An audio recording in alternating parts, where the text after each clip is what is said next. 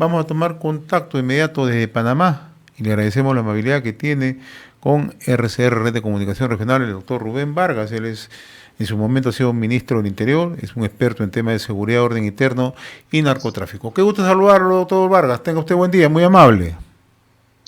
Muy buenos días, encantado como siempre de estar con todos ustedes, encantado. Ayer lo escuchaba con mucha atención a usted en declaraciones que brindaba Canal N en horas de la tarde. Usted demandaba que era urgente, era perentorio la declaratoria de emergencia en los departamentos fronterizos con Ecuador, ¿no? Incluyen a Tumbes, Amazonas, Cajamarca, Loreto y Piura. El gobierno ha adoptado esa medida. En estos momentos se encuentran ya en zona de frontera con Tumbes los ministros del Interior y el ministro de la Defensa, ¿no? Esta es una medida acertada. ¿Qué cree usted que falta por hacer para brindar las seguridades y evitar este desborde de criminalidad que está viviendo Ecuador y que estamos a un punto que también se produzca, se registre en nuestro país? Bueno, es una medida urgente, necesaria, para evitar que estas estructuras criminales que han sido convertidas en grupos terroristas en Ecuador pretendan refugiarse en el Perú. Es una medida urgente para evitar eso, pero no es una medida que se convierta en una estrategia para enfrentar el crimen organizado en el Perú, que como siempre hemos señalado, está desbordada. Y estamos muy próximos a convertirnos en lo que ahora está pasando en Ecuador. El Perú está caminando en la ruta que ha seguido Ecuador y nos podemos convertir en un estado fallido, en un estado tomado, cooptado por el crimen organizado, como lo es en este momento, lamentablemente, Ecuador. Entonces, el estado de emergencia y la movilización de las Fuerzas Armadas y la Policía Nacional que recomendamos el día de ayer, en efecto, es muy necesario, pero insisto, eso es solamente una medida para evitar que los delincuentes de Ecuador se refugien en el Perú. Pero para enfrentar el crimen organizado necesitamos estrategias claras contra los grupos criminales que operan en las ciudades y contra las organizaciones criminales vinculadas a las economías ilegales, que tienen naturaleza distinta. Eso lamentablemente no tenemos. Lamentablemente el gobierno en el Perú, en materia de seguridad, seguimos a la deriva. Lamentablemente en el Perú nuestros políticos, más bien y especialmente los políticos corruptos, según la Fiscalía, se están convirtiendo en estructuras criminales y eso lamentablemente termina desembocando en esa crisis de inseguridad como la que estamos viendo en Ecuador. Doctor Vargas, en reiteradas oportunidades hemos conversado acerca de la escalada que significa este negocio ilícito como es el narcotráfico, ¿no? Y además también es una amenaza constante en países de la región, Colombia, Ecuador, Perú, México, Bolivia, ¿no? En el caso de Ecuador, ¿no? Es un problema que lleva más de una década. Le hemos preguntado a varios analistas y ellos consideran que el narcotráfico hasta el momento le ha ganado el control territorial a algunos puntos en Ecuador. Usted conoce bien el tema. ¿Qué es lo que está ocurriendo allí? Bueno, el problema de Ecuador es que se ha convertido de algún tiempo atrás, yo diría más o menos unos 10, 15 años atrás, en la ruta de la cocaína que se produce en Colombia y de la cocaína que se produce en Perú. Ecuador, a través de sus puertos, se ha convertido en esa plataforma de embarque hacia los mercados internacionales de la droga, especialmente Estados Unidos, Europa, México. Y lamentablemente los gobiernos de turno de Ecuador han sido muy blandos, muy concesivos, muy porosos a la presencia de estas organizaciones vinculadas a la cocaína. Ecuador, especialmente el puerto de Guayaquil, está siendo controlado por el cartel de Sinaloa, uno de los operadores del negocio de la cocaína más grandes del mundo, y en torno a este cartel hay varias otras organizaciones intermedias ya ecuatorianas, como por ejemplo los choneros, que brindan seguridad a las operaciones del narcotráfico. Y otras organizaciones, hay una lista más o menos de unas 25 organizaciones criminales que están disputándose territorios, que están disputándose brindar ese servicio de seguridad a los operadores de la cocaína. Allí es donde se produce este conflicto en ese intento de controlar territorios. Lamentablemente, con el nuevo gobierno del presidente Noboa, se está intentando controlar algunos penales de Ecuador, y eso ha generado esta última ola de violencia que estamos observando en las calles de todo Ecuador. Creo que forma parte de toda esta retaliación de la violencia en Ecuador, obviamente vinculado al narcotráfico. Sin duda que esto va a continuar, va a ser un proceso largo y doloroso para Ecuador enfrentarlos, pero obviamente que hay que hacerlo. No podemos seguir observando, Ecuador no puede seguir observando cómo el crimen organizado se sigue apoderando de sus territorios, de sus puertos, de sus instituciones.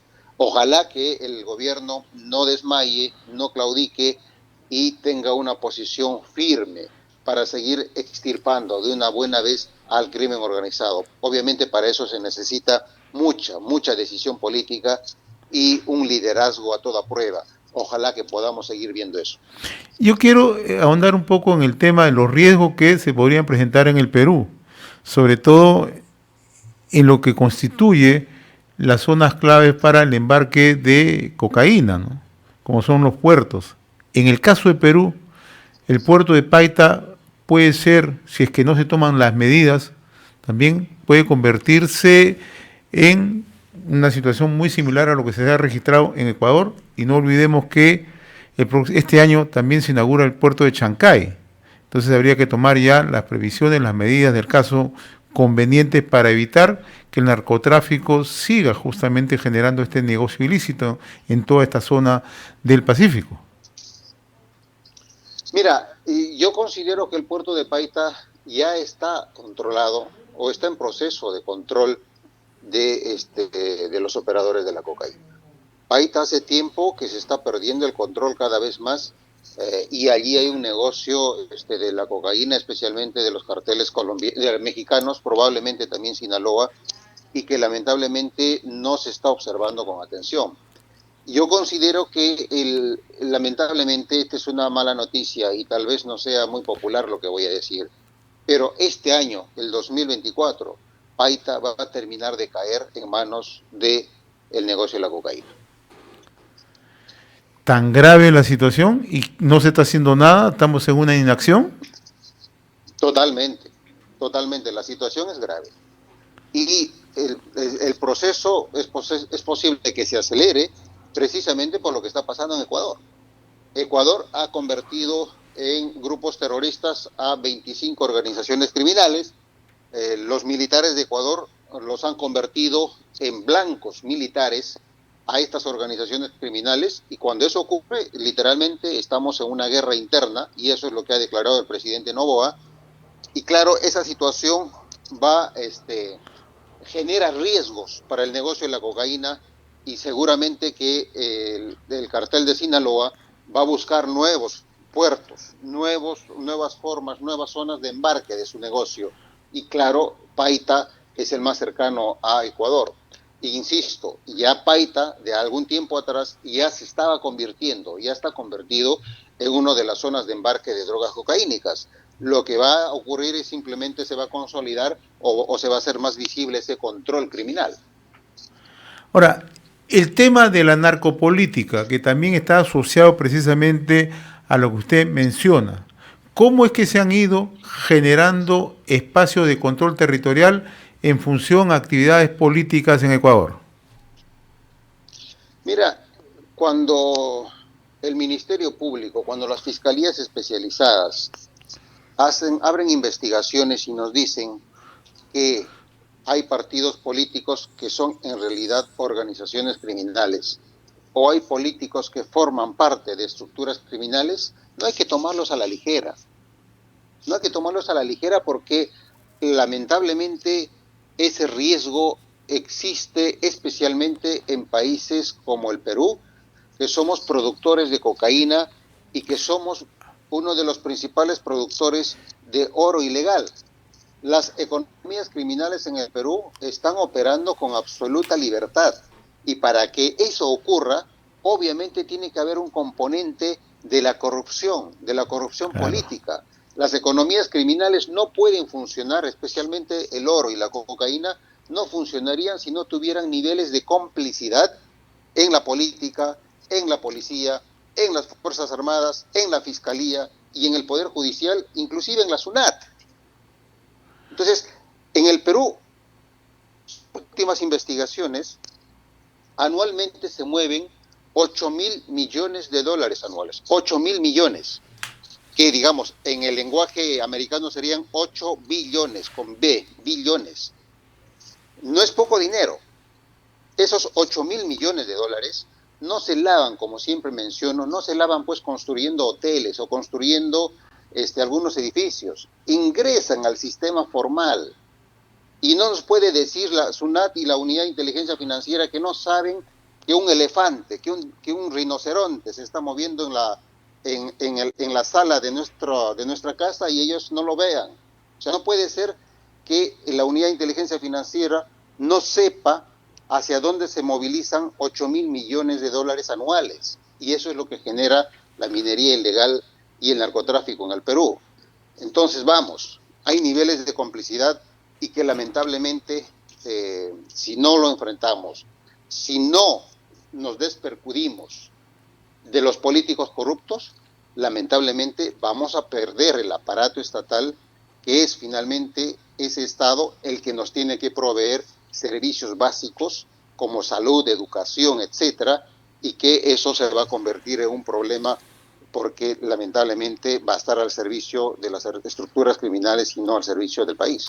Finalmente, un comentario sobre esta decisión del gobierno de Daniel Noboa de la declaratoria de conflicto armado interno en Ecuador y ordenar la salida de los militares. ¿Era lo más apropiado? Sí, sin duda, convertir a estas organizaciones criminales en grupos terroristas y por lo tanto en blancos militares, creo que eso es lo que corresponde a la situación crítica del Ecuador. Si Ecuador no convierte esta situación en un punto de quiebre, entonces lamentablemente va a convertirse o va a estar en ese grupo de países fallidos, de estados fallidos, tomados por el crimen organizado y por la corrupción. Ojalá que Ecuador, como dije, ojalá que su presidente mantenga firme el timón y la estrategia y convoque a la cooperación internacional, a la ayuda internacional, para que podamos estar presentes y poner el hombro en esta lucha contra estas estructuras criminales que son internacionales, no solamente son ecuatorianas, son internacionales y necesitamos tener una estrategia regional para que estas organizaciones criminales no estén saltando de país en país, generando muerte y destrucción. Estuvieron en Colombia, pasaron a Ecuador, no queremos que pase a Perú o a Chile. Necesitamos, por eso, tener algún nivel de consenso para tener una estrategia regional también. Doctor Rubén Vargas, como siempre, muy reconocido por esta comunicación a través de RCR, Red de Comunicación Regional. Muy amable de su parte. Encantado, Muy amable. encantado, buenos Gracias. días.